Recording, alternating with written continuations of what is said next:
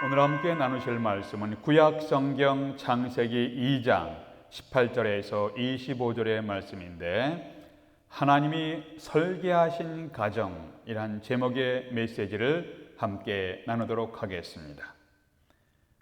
우리는 가정이 해체되는 아픔과 고통의 소리가 크게 들리는 시대에 여러분과 제가 살고 있습니다. 1960년대 미국인들의 100가정 중에 25가정이 이혼했다고 합니다. 1970년대에 100가정 중에 40가정이 이혼하는 추세를 나타냈다고 합니다. 1980년대에는 100가정 중에 50가정이 이혼했다고 하니 결혼하는 부부들 중에서 약 절반이 이혼하는 추세를 나타냈었습니다. 한국인들에게는 정확한 통계는 없지만 대략 30% 내지 40%라는 통계가 있습니다. 어떻게 통계를 잡느냐에 따라서 달라지겠지만 대략 30-40% 정도를 사람들이 예상하고 있습니다. 1990년대와 2000년대에 들어와서는 이혼하는 추세가 조금 주춤하니까 미국의 경우에 보수적인 경향이 다시 살아나고 있다고 드시는 사람들이 기뻐했었습니다.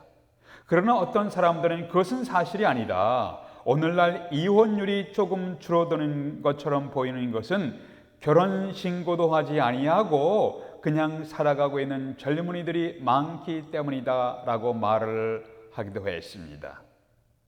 태초에 하나님은 남자와 여자를 창조하시고 이들을 통해서 가정을 창조하셨습니다. 하나님이 친히 만드신 기관이 2개 있습니다. 이것을 가리켜서 Divine Institution, 하나님이 친히 만드신 기관, 그것은 가정과 교회입니다. 성경에서 하나님께서 본래 가정 속에서 의도하신 부부의 모습은 어떤 모습인가요? 우리가 가정에서 회복해야 할 부부의 모습을 배우고 결혼한 우리의 자녀들과 장래 결혼할 우리 자녀들을 향하여 무엇을 기도해야 할지를 함께 배우고자 합니다. 하나님이 디자인하신, 설계하신 부부의 모습은 첫 번째는 서로 돕는 사람이 되는 것입니다. 남편과 아내가 서로 돕는 사람이 되는 것입니다. 18절 보겠습니다. 여호와 하나님이 이르시되 사람이 혼자 사는 것이 좋지 아니하니 내가 그를 위하여 돕는 배필을 지으리라 하시니라. 영어 성경에는 돕는 배필을 단순히 helper, NIV에 그렇게 되어 있습니다. helper. 물론 문맥상으로서 여기서 돕는 자가 되는 것은 하와입니다. 이브입니다. 하와로 하여금 아담을 돕는 여인이 되게 하셨습니다. 그런데 흥미로운 것은 이 돕는 배필이라는 히브리어는 남성 대명사라는 것입니다. 여기서 돕는 자는 꼭 하와에게만 적용되는 말이 아니라 아담에게도 해당되는 말입니다. 이것은 아담과 하와가 부부로서 피차에 서로 돕는 자가 되도록 하나님께서 설계하신 의미입니다. 일반적으로 돕는 자라고 하면, 헬퍼라고 하면 주인공이 아니라 좀 덜 중요하고 열등하다는 생각을 갖게 합니다. 그러나 성경에서는 하나님은 나의 돕는 자, 나를 돕는 자라고 표현했습니다. 히브리서에 보니까 주는 나를 돕는 이시니 내가 무서워하지 아니하겠노라. The Lord is my helper. I will not be afraid. 하나님은 나의 돕는 자이시다. 시편 기자에서도 하나님은 우리의 피난처시며 힘이시니 환난 중에 만날 큰 도움이시라고 고백했습니다. 하나님은 우리의 돕는 자, God is my helper. 나의 돕는 자가 되십니다. 돕는 자는 약한 자가 아니라 능력자입니다. 강한 사람이 돕는 자의 자리에 설 수가 있습니다. 하나님이 기대하시는 부부는 서로 상대방을 도와주는 사람이 되는 것입니다. 아내는 남편을 돕는 자가 되어주고 남편도 아내를 돕는 자가 되어주는 것이 하나님이 디자인하신 부부의 모습입니다. 부부의 비극이 어디에서 시작됩니까? 이기심입니다. 나만을 위해서 행동할 때 비극이 시작됩니다. 하나님이 부부에게 기대하시는 삶은 서로를 위해서 돕는 자, 헬퍼가 되는 것입니다. 현대의 가정들이 얼마나 깊은 이기심에 빠져 있는 것을 상상해 보십시오. 지옥과 천당의 가장 현격한 차이가 무엇인가? 그것은 이기심이라고 불릴 수가 있습니다. 널리 알려진 사실이 아니고 널리 알려진 천국과 지옥에 관한 이야기를 여러분들이 아실 것입니다. 물론 풍자적인 이야기예요. 그러나 중요한 의미가 담겨져 있습니다. 어떤 사람이 천국과 지옥의 밥 먹는 풍경을 구경하게 되었다고 합니다. 그런데 천국이나 지옥이나 먹는 음식도 동일하고 굉장히 긴 젓가락을 사용하는 것도 동일하였다고 합니다. 드디어 밥을 먹기 시작하자 천국과 지옥의 현격한 차이가 확연하게 분명하게 나타났습니다. 지옥에서는 긴 젓가락으로 음식을 자기 입에 먼저 넣으려고 아우성치고 있는데 천국에서는 긴 젓가락으로 맞은편에 앉은 사람을 먹여주며 섬기고 있었습니다. 지옥과 천국이 너무나 달랐습니다. 천국은 너무나 평화롭고 즐거운 식사 시간이었습니다. 이 풍자적인 이야기는 우리가 다른 사람을 섬길 때 행복의 기초가 세워지는 것을 깨닫게 해줍니다. 상대방의 필요를 알고 도우려고 할 때 건강한 가정으로 회복이 시작될 것입니다. 하나님이 남자와 여자를 만드시고 부부가 되게 하신 것은 서로가 서로를 돕는 자, 헬퍼가 되게 디자인하셨습니다. 두 번째, 하나님이 설계하신, 하나님이 디자인하신 부부의 모습은 서로 통하는 사람이 되는 것입니다. 통하는 사람. 2장 18절 후반부에 보니까 내가 위하여 돕는 배필을 지으리라. 여기서 돕는 배필, 이것을 helper, suitable for him 이렇게 되어 있습니다.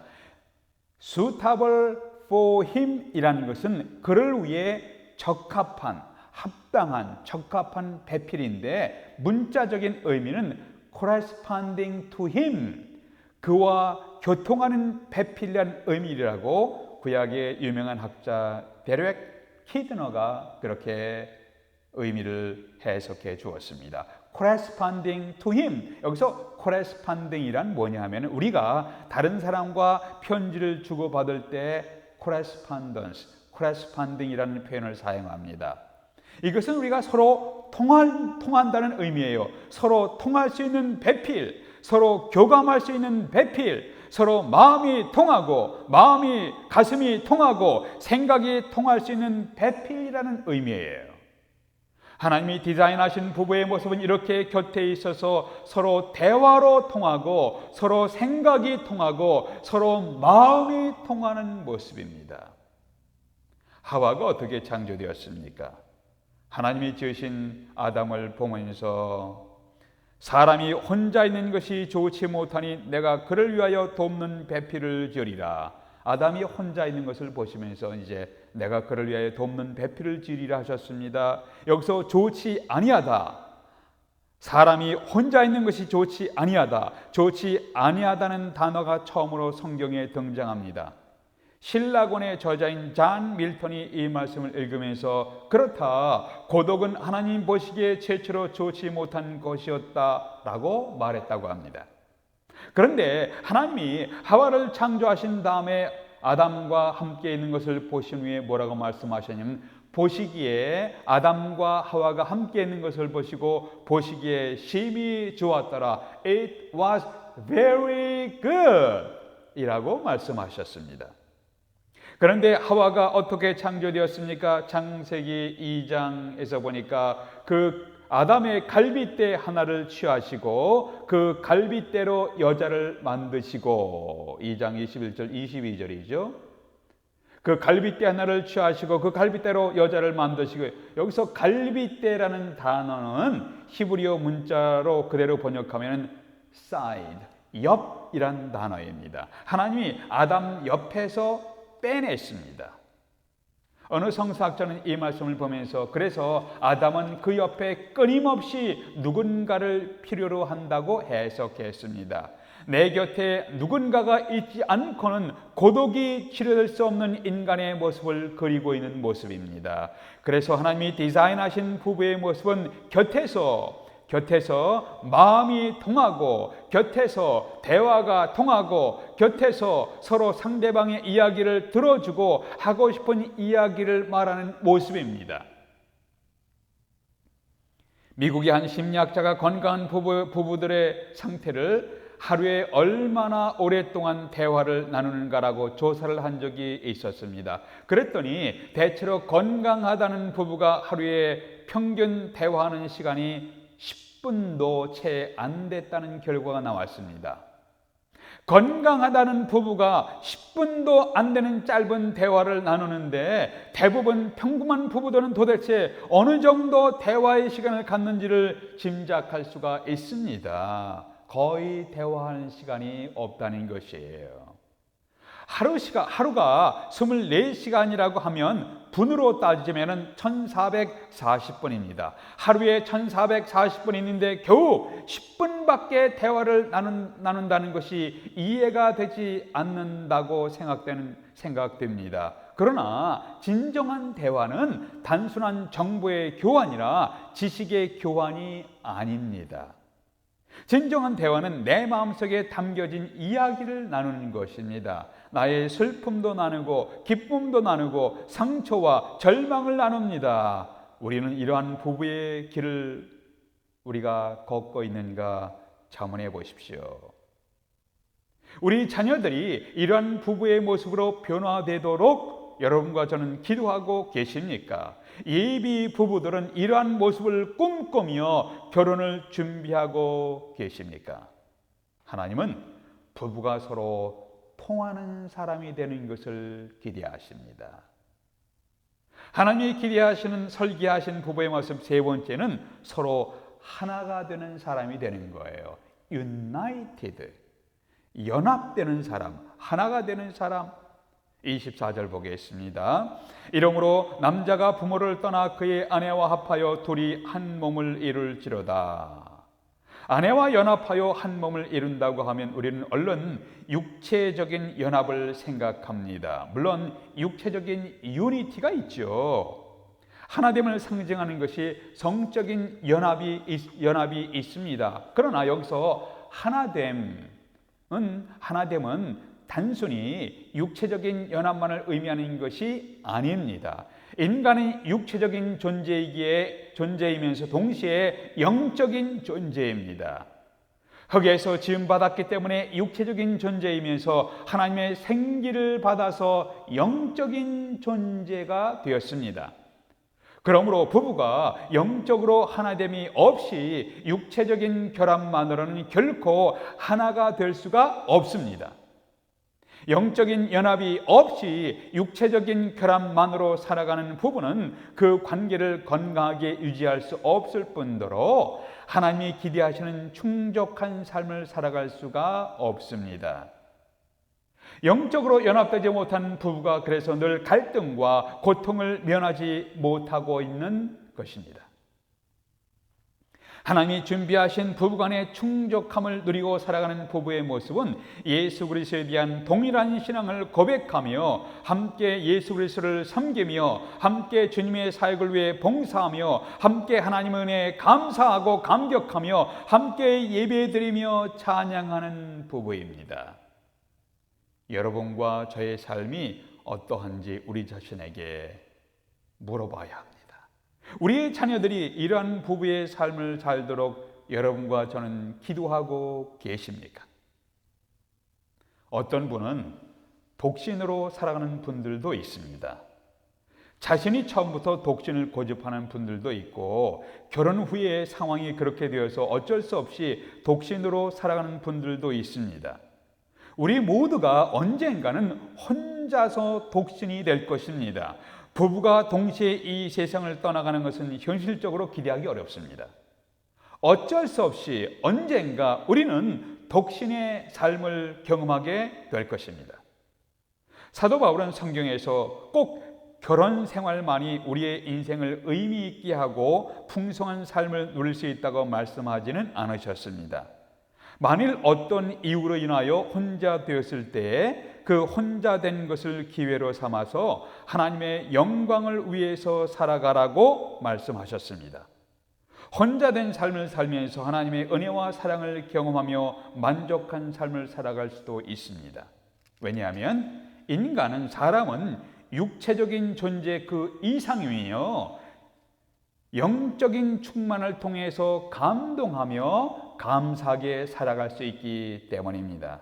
그래서 독신이 혼자 사는 것이 인간적으로 다소 고독한 면이 있지만 영적인 충만을 통해서 고독을 극복하고 하나님과 동행하는 삶의 기쁨과 감격을 누릴 수 있습니다.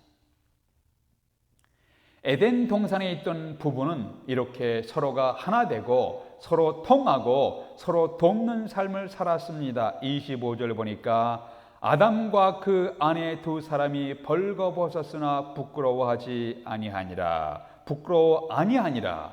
그런데 이렇게 서로 소통하며 부끄러움이 없는 삶의 이런 모습, 이런 부부의 관계가 깨어졌습니다. 남편과 아내가 서로 책임을 따지면서 당신 때문이야, 아니야, 당신 때문이야 하면서 언쟁을 했습니다. 남편과 아내 사이에 부끄러움이 있게 되었습니다. 이 부부는 하나님께 대해서 두려움을 갖게 되었습니다. 에덴의 아름다운 부부의 삶이 왜 이렇게 깨지게 되었습니까? 그것은 이 부부의 삶에 죄가 들어왔기 때문입니다. 이 부부의 삶에 죄가 들어오면서 하나님과의 사이가 깨어지게 되었습니다. 그 결과로 부부 사이가 깨어지고 갈등과 상처가 발생하게 되었습니다. 가정 회복의 첫걸음은 부부가 함께 하나님께 나와야 합니다. 부부가 함께 하나님을 거스렸던 죄를 자백하고 부부가 함께 하나님과의 관계가 회복되면서 부부관계가 회복되고 가정이 회복되기 시작하는 것입니다. 1852년 4월 아프리카 튀니지에서 영사로 근무하던 한 미국인이 세상을 떠났습니다. 그로부터 31년의 세월이 흘러 1883년 미국 정부는 군함을 보내어 그의 유해를 미국으로 옮기도록 했습니다. 그의 유해가 미국 뉴욕항에 도착하던 날 뉴욕 사상 최대의 인파가 몰려들었고 그의 귀국을 개선 장군으로 맞이하는 환영식을 했습니다. 군악대의 밴드가 조가를 연주하고 길에서는 조기가 나부꼈습니다. 그의 유해는 다시 특별한 열차편으로 미국의 수도인 워싱턴 DC로 옮겨졌고 중심가인 펜실베니아가를 퍼레이드한 후에 대통령 체스터 아더와 국무위원의 정중한 영접을 받고 옥힐 묘지에 묻히게 되었습니다. 그런데 흥미있는 일은 그가 이런 유례없는 따뜻한 환영을 받은 유일한 이유가 그가 작사한 단 한 편의 노래 때문이었다고 합니다. 그의 노래가 이 세상에서 그 무엇보다 소중한 가정의 가치를 인류에게 일깨웠다는 이유에서였습니다. 그의 이름이 존 하워드 페인이었고 그의 노래는 이렇게 시작됩니다. 즐거운 곳에서는 날 오라 하여도 내 쉴 곳은 작은 집 내 집뿐이리 Home sweet home there is no place like home. 만일 가정이 없었다면 우리의 인생 여행은 얼마나 더 고단하고 힘든 여정이 되었을까요? 여행길에서 몸이 아프게 되면 우리는 얼마나 가족이 있는 집을 그리워하는가요? 가정은 인생에서 가장 편하게 쉴 수 있는 곳입니다. 먼 타향에서 가족들이 있는 집을 생각만 하여도 위로와 안식을 얻을 수가 있습니다. 죽어가는 사람이 최후로 찾는 곳이 어디입니까? 가족들이 있는 가정입니다. 가족들이 있는 가정, 그것이 우리의 마음의 고향입니다. 물론 가정 상황이 왜곡되어 상처와 갈등을 경험하는 분들도 있습니다.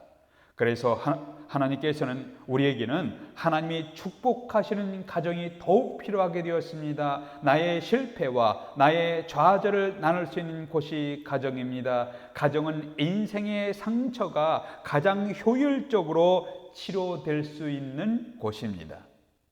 그런데 오늘날 우리는 가족이 해체되는 고통의 소리가 여기저기서 들려오는 시대에 살고 있습니다.